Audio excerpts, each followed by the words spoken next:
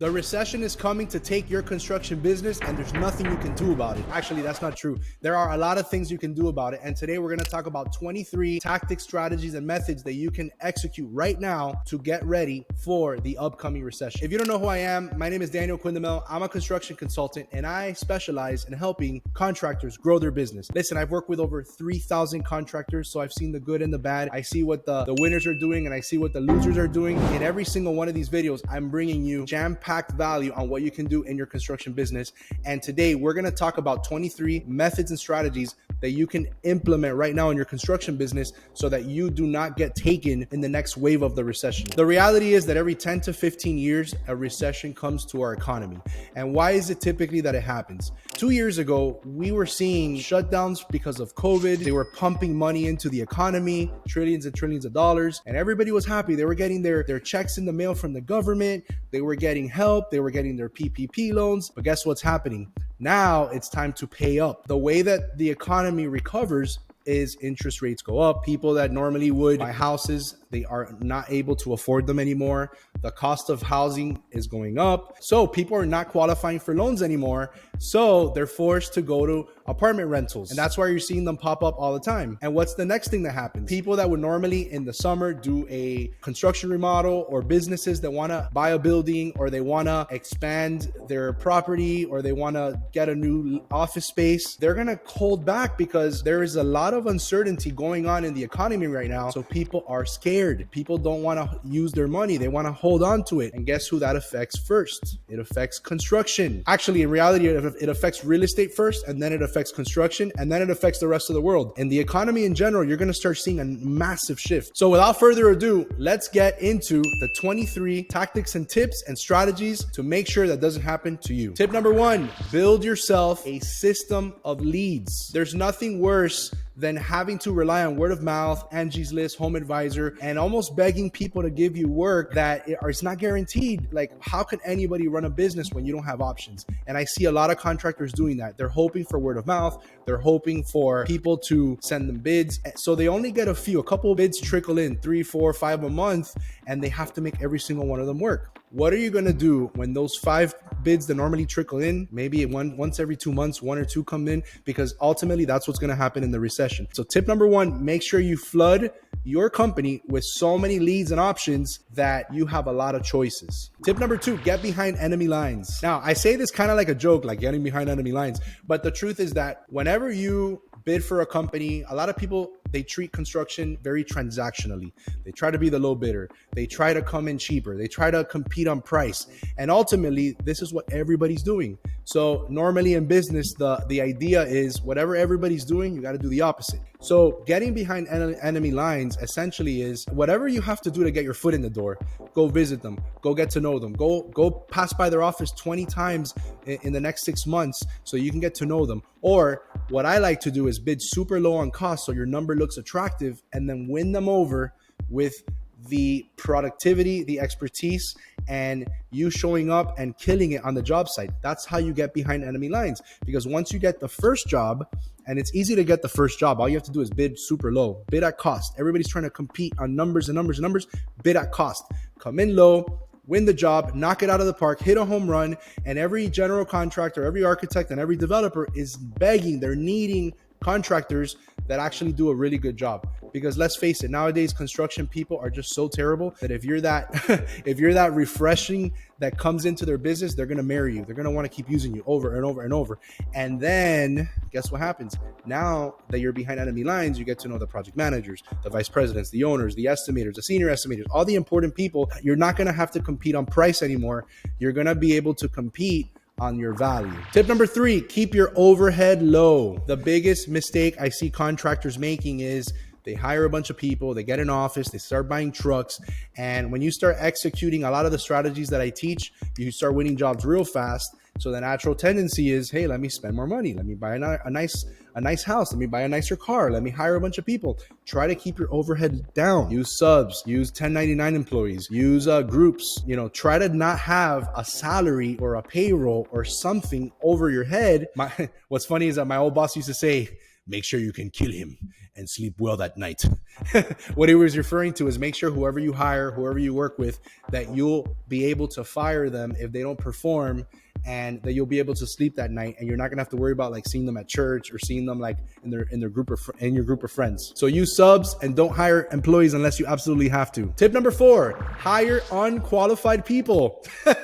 I know I'm gonna get a bunch of comments for this one, but I've hired and fired people that are in the construction management field, people that have been in construction for years, that they know what they're talking about. I've tried to hire architects. I've had to work with these people, and ultimately, my favorite people to hire and train are people that have zero experience in construction, believe it or not, because they're moldable, they're trainable, they're coachable, and all you really want are people that are hungry. They don't need a fancy degree. As a matter of fact, one of my senior estimators, he has 15 years in construction, and guess what he went to school for? He went to school for video production. So don't get fooled by degrees, because that actually leads me to the next tip. Tip number 5, don't hire construction majors. This is going to be controversial because some people watching this are probably going to construction management school right now. But if you're a business owner, I'm talking to the business owner. What happens is these guys, they go to school, they take one estimating class, they take one scheduling class, they take one of how to write an RFI class, and they've never done it for real. So it's all like theory. And at the end of the day, there's a lot of on-the-job training that you need in order to actually even know what you're doing and to have confidence. So what happens is a lot of these guys, they hire people right out of school and they want $70,000, $80,000 with zero experience, when ultimately they're the same as if you hired like the guy that cuts your grass. If you hired that guy and you said, let me train you, and he's hungry and sharp and he wants to learn, that guy, it doesn't matter if they cut grass, it doesn't matter if they went, like, look at me, I went to architecture school, zero construction background, but I learned hitting it hard, hitting the pavement. Those are the guys you want, the guys that have been there either in the field, done it the hard way, or people that are hungry to learn. Don't hire construction majors. Tip number 6, delegate your supervision to somebody that is experienced. The biggest time waster that almost every single contractor has is having to run around in the field, supervise the jobs. There's the emergencies, and emergencies are what kills your sales. It kills your estimating, and having the time to actually go chase leads, having the time to follow up. So kill the emergencies. The way you do it is go hire one of these 60-year veterans, these guys that are 60, 70 years old that have been in the industry. Go pay them the $100,000 a year that it costs to go build these things. Because if you remove yourself from the field, then you can focus on your sales, your estimating, your leads, your follow-up, and you're going to get 20 times. If it costs you $100,000, you're going to sell $2, $3, $5 million worth of work because you have the time and the focus and attention for it. Tip number 8, use a lead management and project tracking software. If you want to win jobs, you have to follow up. And most construction people are so busy that they don't follow up. And it's so easy when you have a CRM or a project management tool. We're actually building one called Capstone. So it's not, at the time of this recording, it's not yet available. If you look in the description below, we're probably going to put a link so you could check it out in the future. Make sure you get a project management software or a lead management tool at least. There's a bunch of them. You can use like Procore, which is super expensive, but Procore, Buildertrend, or at worst, at a minimum, Microsoft Excel. Please, just all you have to do is categorize so that you could always follow up on your projects in the future. Now, tip number 8.5 is like and subscribe, and make sure you click the alert button to make sure that you get notified of every single one of the videos that we post. And I want to make sure that you're getting the goods that you need to grow your construction business. So like and subscribe. Tip number 9, use subcontractors and subcontractors, or otherwise known as third-tier contractors. So what happens a lot of times is you don't need employees. Everybody thinks, oh, if I want to grow my business, I have to hire employees. I have to hire a bunch of people. The truth is that in construction, there's so many people, there's so many small groups, there's so many independent contractors, and there are companies that will actually prefer to do the labor and not have to worry about the materials, where you can manage the whole project, supervise it, and source all the materials yourself, and have somebody, one of these groups, do the actual work for you. So subcontract, keep your overhead down, keep the payroll costs down. At a minimum, maybe you should have your core group, like 1 or 2 guys that do the punch out, maybe your supervision team, maybe your account management team, things like that, but not like the crews. Make sure that you use subs. There's no reason to hire people that's a salary and an overhead that you need to make sure that you constantly have to pay every single week. Tip number 10, get a credit line for your labor. If you want to grow your business, you cannot rely on only your cash flow. I'm a big proponent of using using your cash, but there are times when there's a bridge that is needed to get you from starting this job to when you start getting your first checks. It's super important that you have a way to finance those jobs in between, because in commercial construction, there's times that you're going to start a job at the beginning of the month, you're going to bill for that towards the end of the month, and you're not going to get paid for another 30 or 60 days. So essentially, you're not getting paid for 3 months. A lot of people are like, oh, that's why I do residential. That's why I don't get into commercial. If you are able to get past that initial hurdle, your contracts are going to be 2, 3, 4, 500,000, maybe even in the millions, versus little kitchen remodels and things like that, where yeah, you get your 50% up front, but you're always on a mission with a bunch of small little jobs, versus getting a big job and actually really staying on that job, focused, and getting the same value, same, if not more money than the small job. So there are a lot of benefits of commercial. Make sure you finance your labor with your credit lines. Tip number 11, get terms with your suppliers. So every supplier you work with will give you net 30 or net 60 terms if you qualify. They all have their own requirements, maybe your credit score, maybe how long have you been in business, maybe they look at your financials. I don't know. They all have their own way of doing it. But ultimately, you want to make sure that you have 30 or 60 days to pay the bill. Because think about it. If you start a project today, you're not going to get paid for those 60 days. So you want to make sure that your labor and your materials are fully covered so that you don't have to use your money. Listen, if in real estate they use the banks, why can't we use the banks in construction? Tip number 12, create a favorable schedule of values. What is a schedule of values? The schedule of values is basically the breakdown on how you're going to build a job. So normally, like in residential, you do like 50% up front, 50% at the end, something simple like that, right? But in construction, in commercial construction, you're going to use what is called progress of completion billing. So what's going to happen is you want to break down your cost as much as you can. You put as much of your cost towards the beginning of the job versus towards the end. So when you start getting those first checks, you start getting bigger checks. So a lot of general contractors and developers and architects don't really like this. The truth is that none of them really know what anything costs anyway. So it's very easy for you to move money around in your contract. How do you create a schedule of values? Now, I could talk about this for hours, but basically, to sum it up, what you do is you break down as much as you can.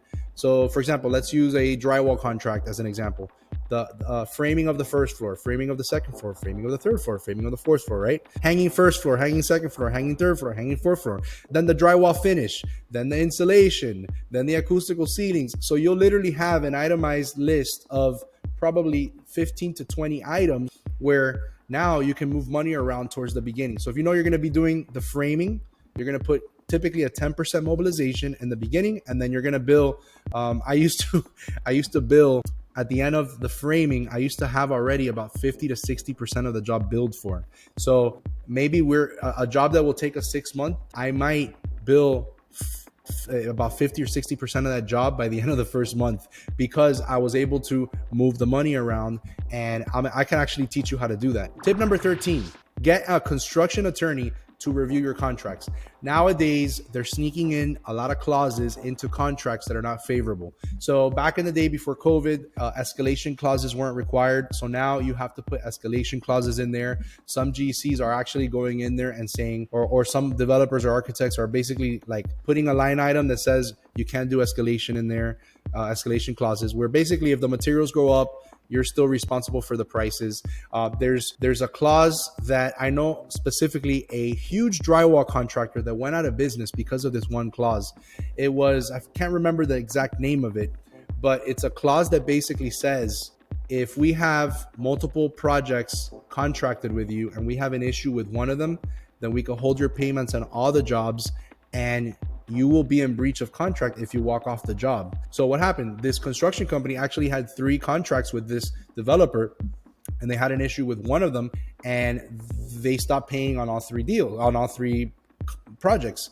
So what happened was they ended up stopping their payments for so long while they resolved the issue, where it was basically a game that they were playing to kind of get them into breach of contract, let them walk off the job, and then they get to keep their money and replace them with a supplemental crew. So ultimately that company, because it was millions and millions of dollars, went out of business, and they're still facing lawsuits today. So get an attorney to review your stuff. Super, super important. Tip number 14, avoid having an office as much as possible. Now, if you are actually functioning and you're having a crew or you have employees that are in your office, then you are going to need an office. But I know a lot of contractors that they want to get an office and they want to grow their business, and they're just kind of like one-man operations. Try to avoid getting an office. Like, offices are going to cost you a few, $1,000-2,000 a month. When you are about to hit a recession, you don't want to go in there having an overhead. You want to drop all the overhead you can.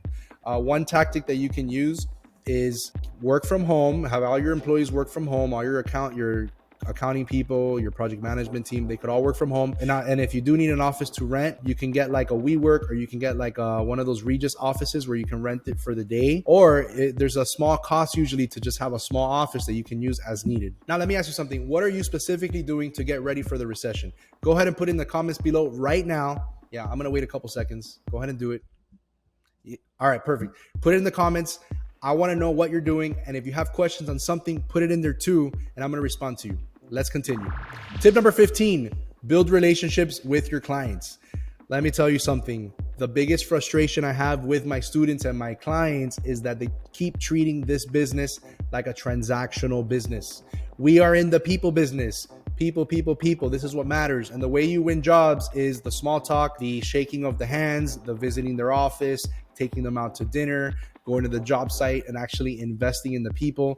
And too many contractors are what they're doing is they're just sending the email, sending the proposal, and then sending an email for updates. The other day, I got an email for a project I bid like 2 years ago, and the guy literally just copied and pasted a template. He didn't use my name, and he said, "Hey, I just wanted to get an update on the project we bid for you." And I'm like, who is this guy? I didn't even know what job it was. I looked, I copied and pasted his email. I had to copy and paste his email in my Gmail on the top to even see what the name of the job that we bid was.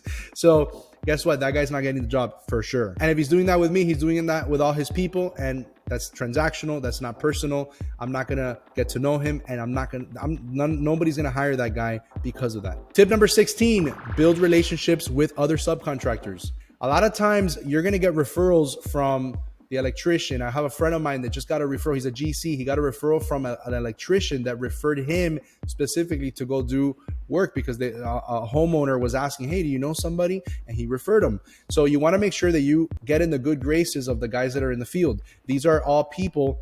I can't stress this enough. You have to be friends with everybody. Be friends with the janitor, with the secretaries, be friends with the workers, be friends with the supervisors. Like there's this book called How to Win Friends and Influence People. And one of the things they talk about is that you have to be getting to know everybody.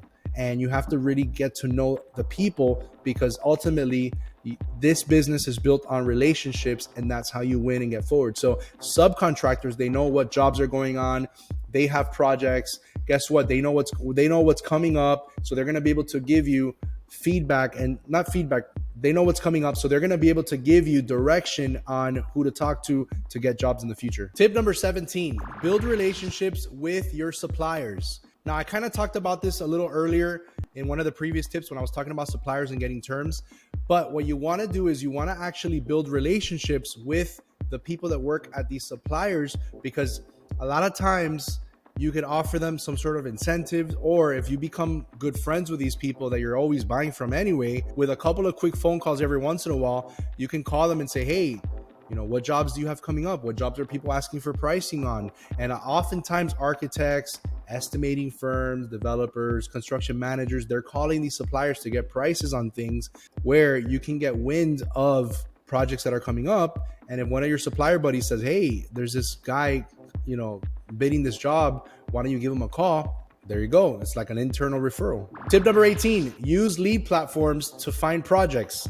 Man, I wish that everybody I knew in construction would know the power of these lead platforms. The Blue Book, ConstructConnect, BuildingConnected, Dodge, these are all amazing platforms. Basically, what these guys do is there's teams of researchers that are going to actually find out what projects are going on. And also, there's general contractors and developers and architects that are posting their projects because they need GCs and they need sub bids. So get these lead platforms, find out what projects they have going on. Here's a secret ninja move. Whenever you contact them, ask them what else they have coming up. Because if they're in construction, the chances are that they're going to have more projects behind that they're working on. Tip number 19, offer multiple trades. A lot of times, if you're like a framer or a drywall guy or a painter, you're usually used to only bidding for one trade. Or if you're a GC, you're probably only used to bidding the whole project. But Here's an idea. What if you submit proposals for framing, drywall, insulation, painting, flooring, acoustical ceilings? Build yourself a small little crew where you can bid these different trades. For example, I have a framer that I just convinced them, hey, you're already doing the framing. You might as well add the drywall and the paint to your bids. And now that opened up the opportunities because maybe he wins, maybe he wins a framing bid, but not the drywall.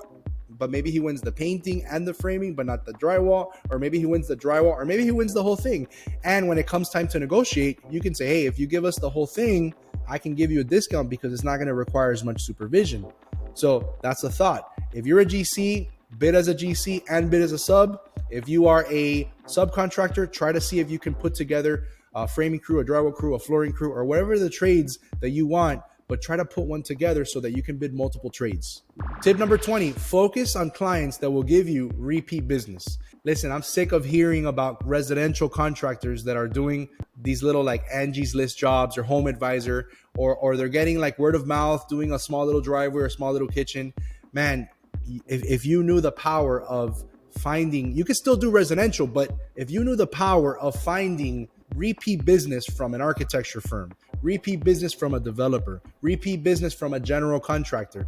Listen, we grew. Before I Am Builders, I was part of growing a construction business from $0 to $7 million a year in 2 years. And the way we did it, we stumbled upon this concept of building a portfolio of repeat clients. And the way we did it was there was one client that we actually started in the bottom doing these crappy jobs that nobody would ever do, that nobody wanted, and we started working our way up to the point we got their highest profile project. And the truth is, I couldn't believe it because I said, like, we started off like doing these crappy little jobs, and we finished where we were getting 70% of their bids. And then I tried that again. I said, what if we do that with another company? Boom, and the same thing happened. And another company, and basically we were getting revenue here, revenue here, revenue here, revenue here. And it was just recurring because they wanted to keep using us. Now, if you're doing work for like a homeowner, you're going to do that addition, you're going to do that kitchen, you're going to do that bathroom, and it leads to one job only. And maybe you get lucky that 6 months down the line, the guy's sister needs their kitchen done and remembers, and they might remember you if they kept your business card or kept your phone number. But what are the chances of that? You can't scale, you can't control word of mouth. So better is do the same work, go to the estimate, go to the walkthrough, prepare the proposal, talk to the client, close the job, but then it's going to lead to repeat business, right? You could do the same thing, but you're going to get way more out of it. So focus on repeat business, not one-off clients. Tip number 21, visit clients. The industry has become way too transactional. I kind of talked about this earlier, but what happens is people are relying on email, on text, on a phone call because it's easy. You're at the office. There's no time because you're dealing with 45 emergencies today. So I don't have time to go visit anybody. But ultimately what happens is you're losing out on opportunities to build relationships. And whenever, think about this, if we're talking about recessions here, if we're in the middle of a battle where there's 4, 5, 6, 10 bidders bidding for the same job. First of all, you shouldn't bid for a job that's going with 10 bidders. But if you did, if there's a neck and neck competition, right? Would you rather compete on price where it's like everybody's trying to undercut each other? Or would you rather your buddy call you and say, hey, listen, I got a bid for this, like before I publish your bid or before I, reach out to other people, can you give me a better price? So basically, you're going to have your inside information. You're going to get your foot in the door. You're going to get behind enemy lines. And the only way you can do that is if you visit the clients, because that's going to open the door to build those relationships. You're not going to do it over the phone, and you're not going to do it through email. Tip number 22, estimate your projects extremely accurately. When recessions come, the competition becomes ferocious, and it becomes a battle, especially in the beginning when the people don't know you. It becomes a battle of price, because people ultimately are going to buy either based on your relationship, on your reputation, or on price. And if they don't know you, they're only going to be able to go by price. So you want to get your foot in the door by making your numbers attractive. And here's a couple of suggestions on how to do that. So the way you do it is your bids have to be super, super duper accurate, where you know within maybe like a 5 to 10% margin that you're in the number. Like this is what my true cost is. There are a lot of variables that you can't control, like the weather, for outdoor activities that you might get affected with. That's why we typically put like a 3% contingency in our estimates, but you want to put a small contingency. You want to prepare for those sorts of things, but you want your numbers within a reasonable margin of error. The second thing you want to do is you want to take a very low salary for yourself. Go see how many jobs you did last year and forecast into the future. Like if you were going to do the same thing and say, all right, on every job, if I put 3% for my own salary, or if I put, $5,000 for every job, then that's going to cover my salary. And here's a pro tip. This is going to take a little bit of courage, but go into these bids at cost or with a super, super low margin, because then your number is going to look the best and you're going to have the opportunity to whoop everybody. Eventually, you're going to make up some money in change orders, and you're going to build relationships with those superintendents, those project managers, those guys behind the scenes that are going to lead to more work. So you want to have an accurate estimate, so that's step one of the whole thing, an accurate estimate so you can go in. You want an accurate estimate so you can go in to bid knowing that your numbers are super, super, super close and that you can feel confident in your price. And tip number 23, use change orders as tools. A lot of times when you go to bid during these tough economies and you want to come in at cost, your change orders are going to be ways where you can mitigate a lot of those costs. Now, typically on a commercial job, you can expect anywhere between 10 and 30% in change orders. So the way that you're going to use it is knowing that you're probably going to make that. It's just the natural progression of projects. It's not that you're going to add on 30%. It's just naturally things come up. There's an owner revision. The inspector requires something different. There's a mistake on the job, whatever the case is. Knowing that, you can use that as a tool where you can come in lower or even below cost. In the marketing world or in the retail world, they call that a loss leader. You can come in at a loss or at cost and make up a little bit of that cost in your change orders. And number two, I used to use change orders to help the general contractors. A lot of times they would come to us and say like, oh my gosh, like I made this mistake. What can I do? And I had two options there. I could say, hey, I'm going to make a lot of money right now, and I can really change order them to death. Or I can use that as an opportunity to be a team player and say, hey, listen, I'm not gonna charge you that much. I'm gonna charge you our cost, or I'm gonna hook you up. I remember once I was doing a project where the GC had actually not dried in the roof yet, and they had us put up all the drywall against our recommendations. They did it anyway, and it happened to be that over a weekend there was like a torrential downpour, and it destroyed, it like fully drenched all the drywall and all the insulation. And I had two options there. I can say, I'm going to make a lot of money and just basically charge this job double. Or what I did was I said, hey, look, what this should cost is this, but I don't know the exact number. So let's do this on a not to exceed price. So I'm going to give you our cost, and we'll just adjust the number at the end with a not to exceed change order based on time and material tickets. So let me tell you, the general contractor was so happy because we were able to save them money, save them face. They didn't have to sign on like zillions of dollars in change orders that they were going to have to eat.